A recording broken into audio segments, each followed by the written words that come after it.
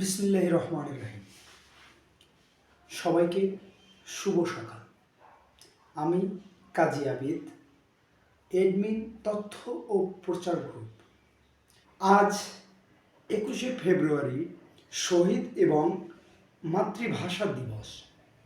প্রথমেই আমি শ্রদ্ধার সাথে স্মরণ করতে চাই 1952 সালে ঢাকার রাজপথে যাদের আত্মত্যাগের এবং যাদের চির রক্তক্ষরণের মাধ্যম দিয়ে আমরা আজকে গৌরবময়ী রাষ্ট্রভাষা বাংলা পেয়েছি।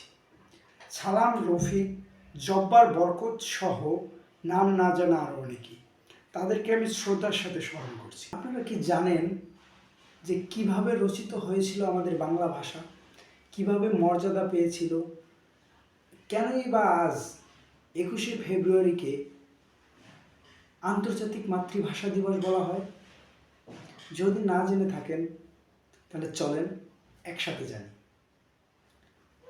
আন্দোলনের প্রেক্ষাপট শুরু হয় 1947 সালে দ্বিজাতি তত্ত্বের ভিত্তিতে ভারত ও পাকিস্তান দুইটি রাষ্ট্রে বিভক্ত হয়। পাকিস্তানের দুইটি অংশ, পূর্ব পাকিস্তান এবং পশ্চিম পাকিস্তান। তৎকালীন পাকিস্তানের মোট জনসংখ্যার 56% মানুষের ভাষা ছিল বাংলা। কিন্তু পাকিস্তান শাসক গোষ্ঠী বাঙালির উপরে নির্মম অত্যাচার শুরু করে।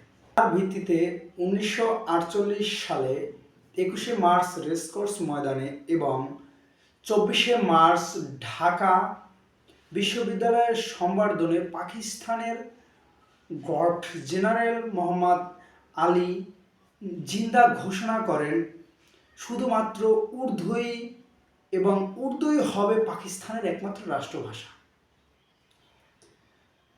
তৎকালীন ছাত্র সমাজ তখনই নো নো স্লোগানে এর প্রতিবাদ জানায়। দিন যত যাচ্ছে আন্দোলন তত দীর্ঘই হচ্ছে। দীর্ঘদিন ভিক্ষুক আস্তে আস্তে জ্বলে ওঠে। 1952 সালে এটা দাবানলের রূপ নেয়। 1952 সালের 26 জানুয়ারি তৎকালীন প্রধানমন্ত্রী খাজা নিজামুদ্দিন পুনরায় ঘোষণা করেন পাকিস্তানের একমাত্র রাষ্ট্রভাষা হবে উর্দু। তার ভিত্তিতে তৎকালীন ছাত্র সমাজ 30 জানুয়ারি ঢাকা বিশ্ববিদ্যালয়ের বিভিন্ন স্থানে ধর্মঘট পালন করে এবং 31 জানুয়ারি মাওলানা ভাসানীর নেতৃত্বে কেন্দ্রীয় রাষ্ট্রভাষা কর্মপরিষদ গঠন করা হয়। তারপরে 21শে ফেব্রুয়ারি দেশব্যাপী ধর্মঘট শুরু হয়। সেই ধর্মঘটের বিপক্ষে দাঁড়িয়ে তৎকালীন পাকিস্তান সরকার ঢাকা শহরে 144 ধারা জারি করেন আন্দোলন দাবিয়ে রাখতে। এই সঙ্গে তিনি জানিয়ে দেন যে একসাথে 4 জনের বেশি কোনো সমাবেশ করা যাবে না। কিন্তু ছাত্র সমাজ সেটা মানতে নারাজ।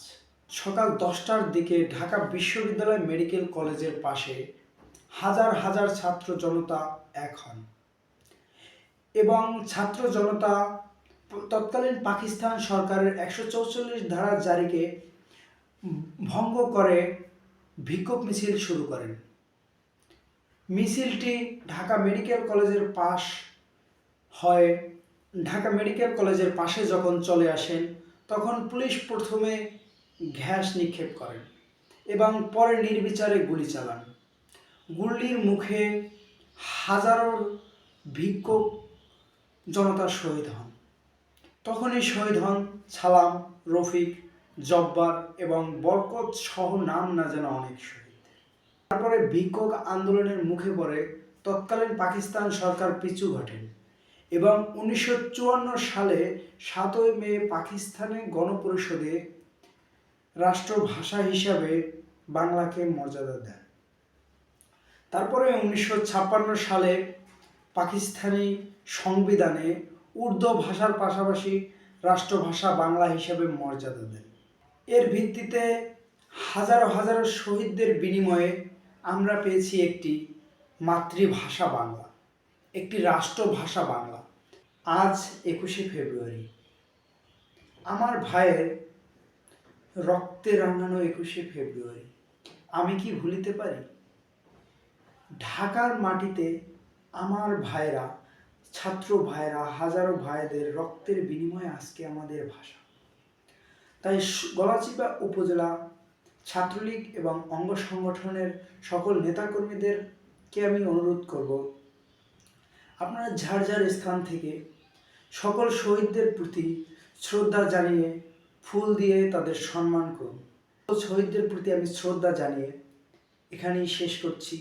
জয় বাংলা, জয় বঙ্গবন্ধু।